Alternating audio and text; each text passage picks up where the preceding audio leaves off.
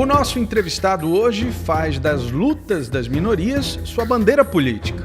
De fala mansa e expressando uma tranquilidade que não é comum em quem está na corrida eleitoral, ele faz questão de dizer que, infelizmente, se considera um político diferente da maioria.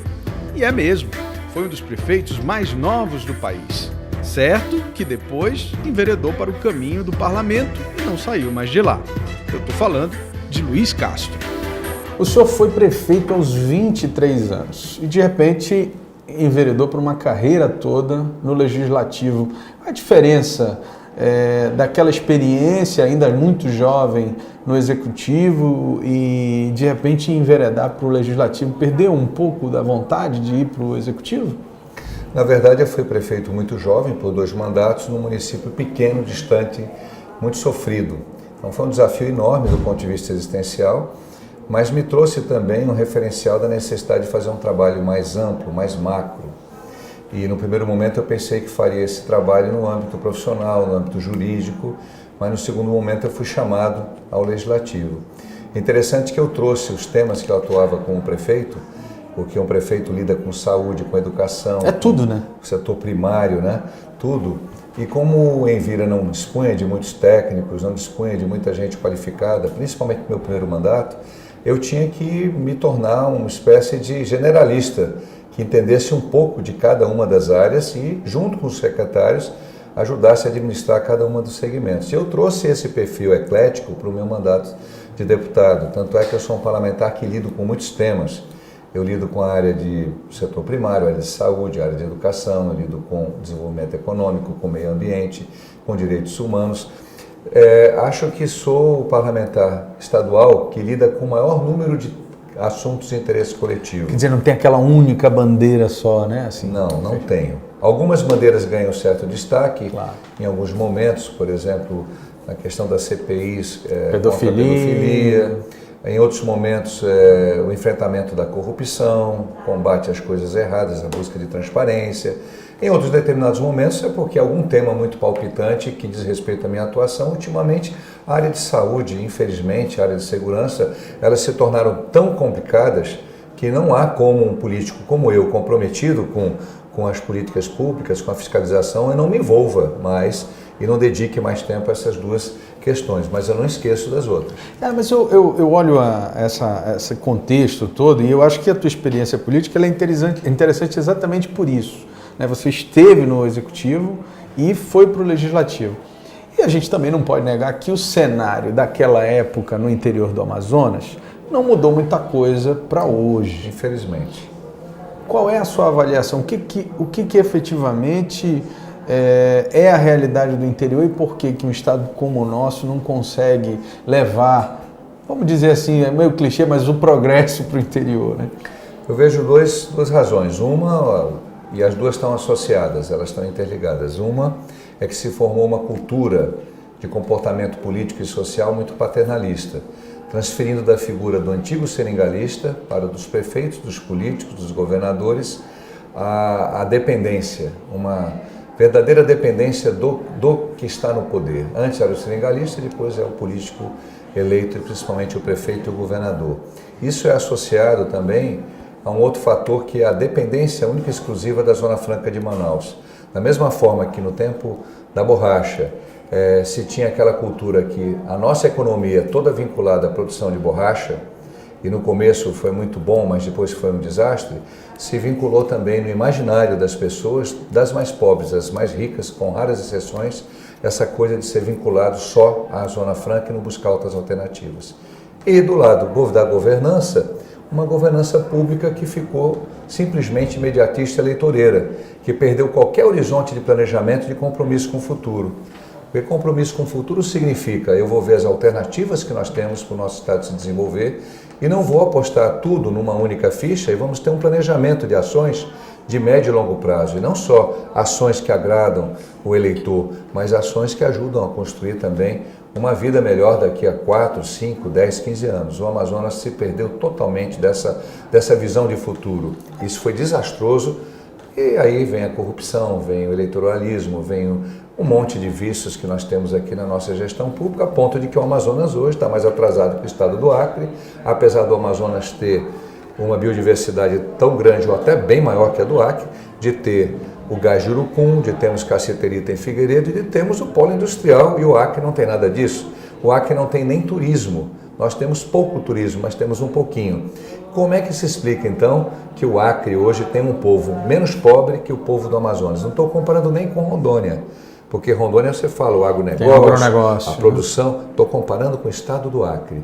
É lamentável, é triste. E entendendo esse desastre, com a compreensão de mundo que eu adquiri, das viagens, das leituras, inclusive sobre economia, sobre os planos econômicos, sobre os momentos de graves recessões, de deflações que aconteceram na história do último século no Brasil, na Europa, eu compreendi com clareza que a forma como se governa o Amazonas não vai dar jamais resultados se não houver uma mudança profunda.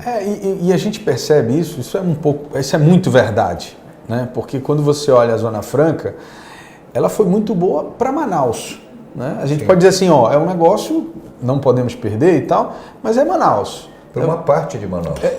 E você vai para os outros mais de 50 municípios aí, 60, quase 60 municípios, que não tem, né, esse reflexo direto, né? Sim. E por isso que eu me proponho para um outro momento de desempenho político, por isso que eu me coloco para o Senado, porque eu quero trazer essa carga de experiência, de conhecimento adquirido. E não é só conhecimento de livro, é conhecimento de vida, é aprendizado inclusive com as pessoas mais simples, porque a gente aprende muito com o agricultor, com o pescador, com o coletor de materiais de resíduos recicláveis aqui em Manaus, com os professores, com os profissionais da saúde, com os assistentes sociais, com quem eu tenho uma relação muito clara, com o pessoal da psicologia.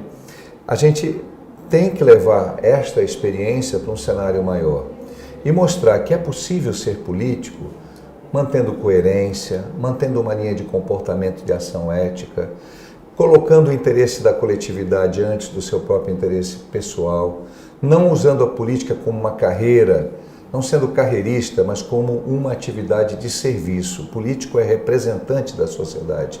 Ele não pode se ocupar da atividade política como um instrumento de enriquecimento ilícito ou de poder pelo poder.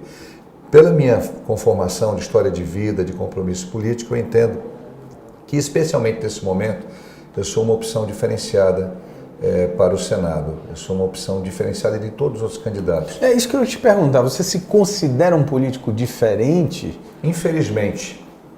Eu digo infelizmente, eu sou um político diferente. Políticos como eu deviam ser a regra no Brasil e não a exceção. Infelizmente, políticos do meu perfil se tornaram exceção, porque a contaminação da política por interesses escusos de grupos empresariais associados a grupos de interesse político contaminou o Brasil inteiro e o Amazonas não é diferente. Aliás, aqui é muito intenso esse fenômeno. Então, infelizmente, eu digo que eu sou exceção, mas eu gostaria que não fosse exceção. Que a regra fosse políticos que conduzem os seus mandatos pensando no bem coletivo, muito acima dos interesses individuais. Agora, eu acho que nós temos um grande momento para multiplicar, para na próxima eleição eleger muitos políticos sérios, renovar as assembleias, renovar o Senado, Câmara de Deputados Federais. Este é um momento em que o povo brasileiro não aguenta mais as mentiras, as enganações. É o momento de o povo brasileiro fazer uma mudança, mas escolher com cuidado. Nem sempre uma cara nova representa um comportamento novo. Não é uma questão de idade, Álvaro, é uma questão de essência. E eu acho que isso é importante, né? Porque a gente consegue olhar a política de várias formas e, no meu entendimento, existe uma diferença clara entre o novo e o diferente. Exato. Quer dizer, nem sempre o novo é diferente. Né? Você pode ser uma cara nova e tal, mas a sua essência, na verdade, não é diferente. Né? E a verdadeira renovação, ela tem que ter um sentido de transformação. Né? Você traz valores do passado, aplica no presente pensando no que vai acontecer no futuro. Ou seja, você tem sonhos, o político tem que sonhar. Ainda hoje, minha esposa comentava comigo, o único presidente do Brasil que visitou o Museu Nacional que pegou fogo, foi Juscelino Kubitschek. Eu estive em Cucuí, eu estive em Vila Ipiranga, na fronteira do Brasil com a Colômbia, na fronteira do Brasil mais distante. E lá tem um marco do dia em que Juscelino Kubitschek visitou. E depois do Juscelino, só o presidente Figueiredo e mais recentemente o presidente Sarney e os presidentes civis. Aí eu disse para minha esposa, Juscelino foi o grande estadista que esse país teve, né? Ele teve vários erros, mas ele foi um homem que pensou e amou e sonhou o nosso Brasil como um verdadeiro país. Ele pensava o país por inteiro, do Oiapoque ao Chuí, da Amazônia ao Pantanal. Nós nos perdemos disso, né? E esse incêndio lá do museu, ele é muito simbólico desse momento que a gente vive no Brasil. É trágico. É trágico, né? É trágico. Eu me vejo caminhando com meu pai, minhas duas irmãs e minha mãe naquele museu, e ali está a referência da nossa história, da nossa memória, da nossa cultura, da nossa identidade, né? Eu fico até arrepiado, né? Não, é verdade. Então, o político também precisa ter empatia. Ele não pode ser só um ator que finge. Tem que ter vocação, né? Vocação é essencial, porque a política exige uma série de qualidades. Mas a vocação pode ser para o bem, pode ser utilizada para o mal também, né? Então, a boa vocação tem que estar associada a caráter. Agora, Luiz Castro, a gente olha a linha, né, do seu partido, que é um partido que veio da esquerda, ali tem uma essência na esquerda e tal, e a Marina, digamos assim, que é a grande liderança da rede, ela beliscou ali, digamos assim, a presidência, vem nas pesquisas, e não é de hoje, muito bem.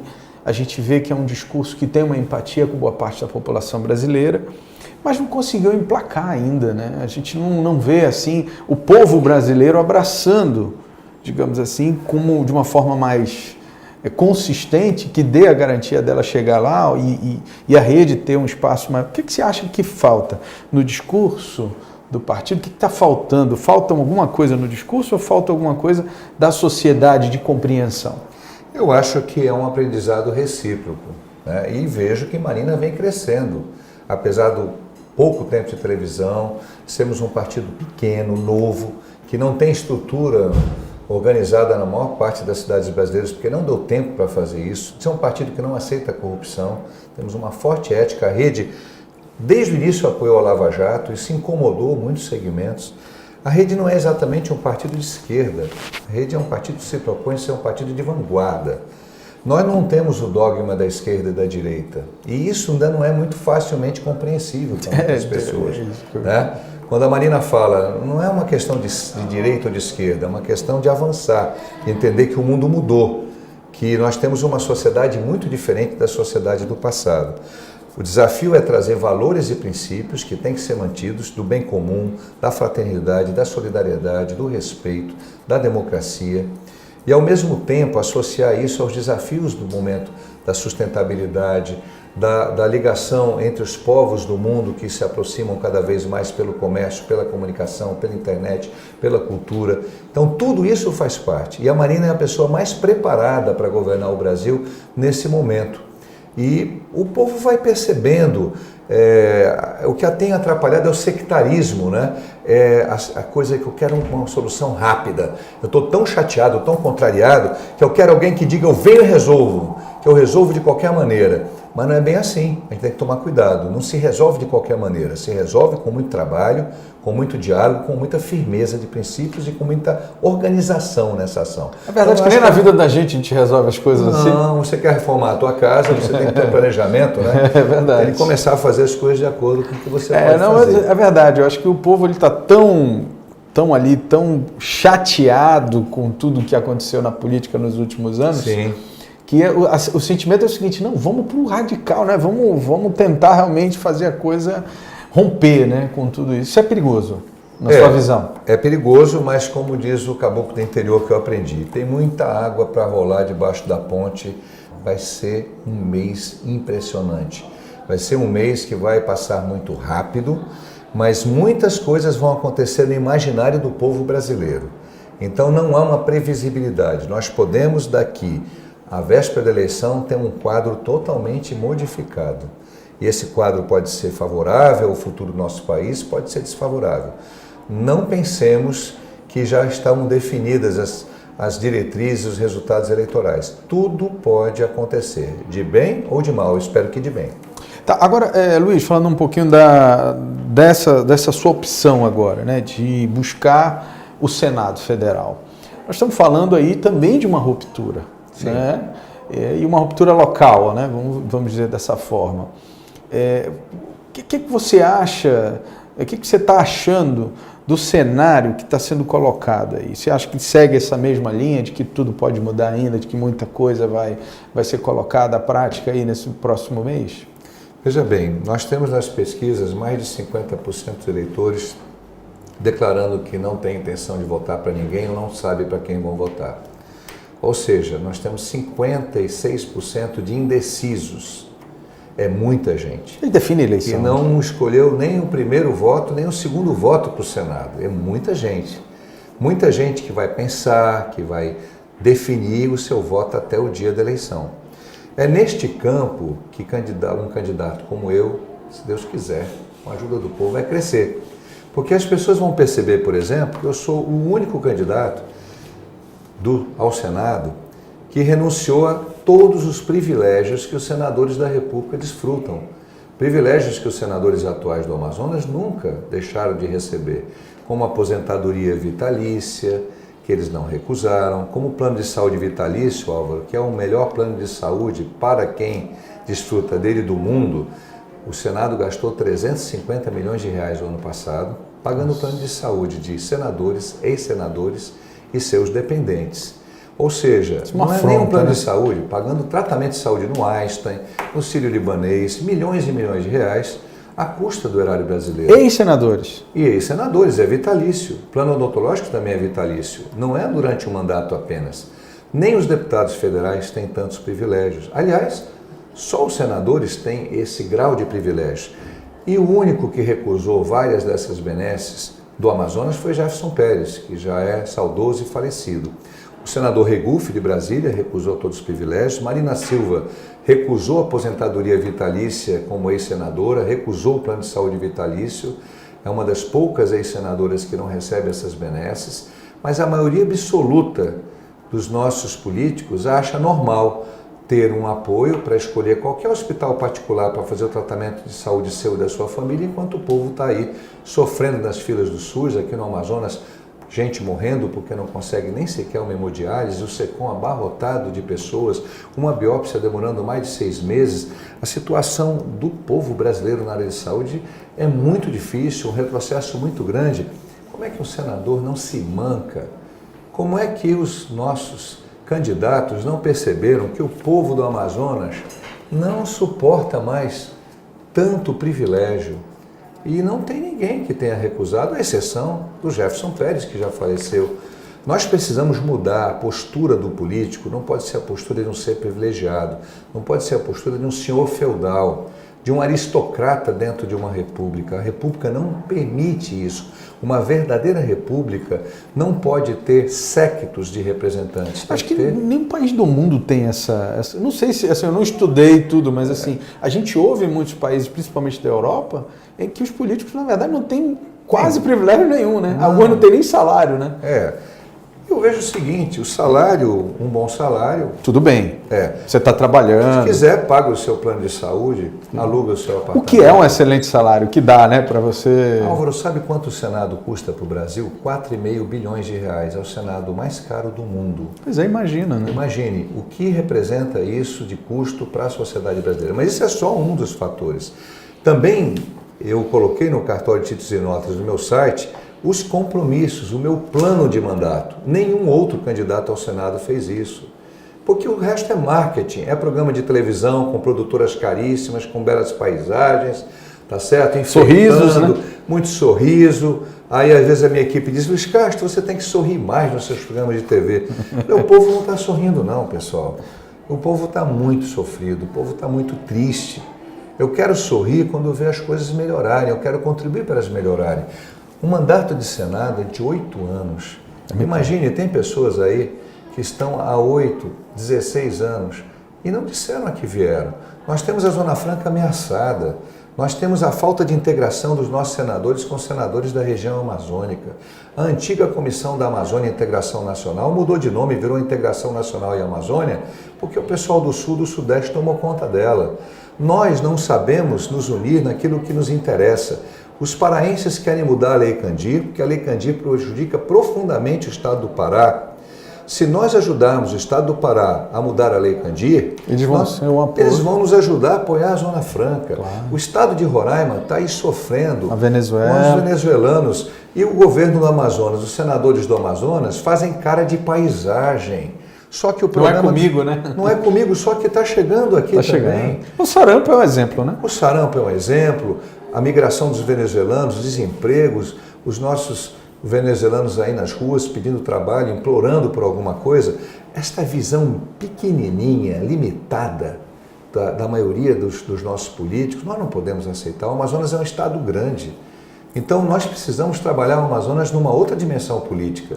E é isso que eu estou propondo, que o Amazonas pode ter um senador que não vai envergonhar o eleitor que o elegeu com noticiário de jornal nacional, de noticiários nacionais, de delação premiada, de pagamento de propina, de processo por improbidade, até mesmo porque em toda a minha vida pública não tem um único processo por improbidade e nenhuma recusa, nenhuma desaprovação de conta pública. Então, a gente precisa realmente entender o que a gente quer para o Brasil. A gente reclama que a saúde está ruim, que a violência está... E reclama com razão. Estamos revoltados com a política, na hora de votar, eu ajudo isso a continuar ou eu ajudo a mudar? Este que é o desafio que eu faço para os nossos irmãos e irmãs do Amazonas, nossos conterrâneos. Agora, Luiz Castro, a gente fala aí, está falando de discursos nacionais e tal, mas tem a BR-319, que é uma questão nossa aqui, ela nunca, na verdade, ficou 100% finalizada, e tem a Marina, na verdade, pensa muito e repensa muito sobre essa questão da BR-319. Como é que é o seu pensamento em relação à BR? Porque a gente sabe que a BR, ela seria uma forma também, talvez uma importante forma para a gente levar aquilo que a gente está fazendo aqui para os outros estados. Veja bem, eu sou favorável à pavimentação da BR-319, obedecendo todos os parâmetros de controle ambiental e fundiário para evitar a depredação, principalmente do trecho do meio, que é uma das regiões do mundo com maior biodiversidade, e evitar a grilagem de terras e a destruição florestal, a destruição ambiental. Mas aí que está o problema, né? Acho que isso é perfeitamente possível. O Ministério Público Federal está concluindo um trabalho feito muito bem coordenado, ouvindo todos os órgãos, levantando todos os óbices. Falta apenas uma situação relativa às reservas indígenas e sou favorável a um pacto que deve ser estabelecido por uma lei aprovada no Congresso Nacional para que as Forças Armadas façam, de fato, com um sistema tecnológico moderno, o controle ambiental. E que a gente aproveite essa estrada para o turismo de pesca, o turismo ecológico, o turismo de visitação científica e aproveite também para desenvolver os projetos de manejo florestal, os projetos de aproveitamento racional da nossa biodiversidade e a interligação do Amazonas com o resto do Brasil, com o cuidado de não permitir tráfego de caminhões carga pesada, porque senão a estrada vai se deteriorar rapidamente, fazendo com que as cargas mais pesadas continuem vindo via fluvial e adotando um sistema de transporte de cargas pequenas por caminhões pequenos e de veículos pequenos. Acho que isso é uma questão de bom senso. Olha só o custo que teve a Arena da Amazônia. A Arena da Amazônia custou quase 700 milhões de reais. Com esse dinheiro teria sido feito tudo isso que eu falei, ainda teria sobrado dinheiro. Não, e aí que eu chego, porque a questão podíamos ter reformado o Ivaldão por metade do custo e ter investido na BR. É uma questão de definirmos prioridade. Agora, só a BR, Álvaro, não vai resolver o problema do Amazonas. Não. Ela é um vetor. Sim. Mas nós precisamos de pavimentação para estados vicinais, nós precisamos de um transporte fluvial melhor, tanto de passageiros como de cargas. Sinalização dos rios. Precisamos trabalhar sinalização, dragagem, né, dos nossos rios em pontos estratégicos. Nós precisamos cuidar muito da questão da matriz energética, da logística, precisamos trabalhar o setor primário, nós precisamos desenvolver as alternativas econômicas, alternativas que não sejam exclusivamente do polo industrial. Nós precisamos fortalecer a Zona Franca e tirar ela desse tipo de sucateamento em que ela está, de loteamento de cargos políticos, que um senador indica um superintendente, o outro indica um diretor. A SUFRAMA está muito enfraquecida, é preciso recompor o corpo técnico dela, a qualificação e a força institucional. Todas essas são tarefas com o futuro governador, eu apoio o Wilson Lima, que tem o número 20, e para um senador lá trabalhar nessa direção. Nós precisamos. Você sabia, e os nossos senadores não falam sobre isso, que o Brasil é o único país de dimensões continentais que não subvenciona o transporte aéreo regional? Eu fiz um levantamento. Você pode sair de Moscou para Vladivostok, 5.000 quilômetros de distância, com $250 ida e volta via aérea. E ainda existe uma ferrovia que é a Transiberiana.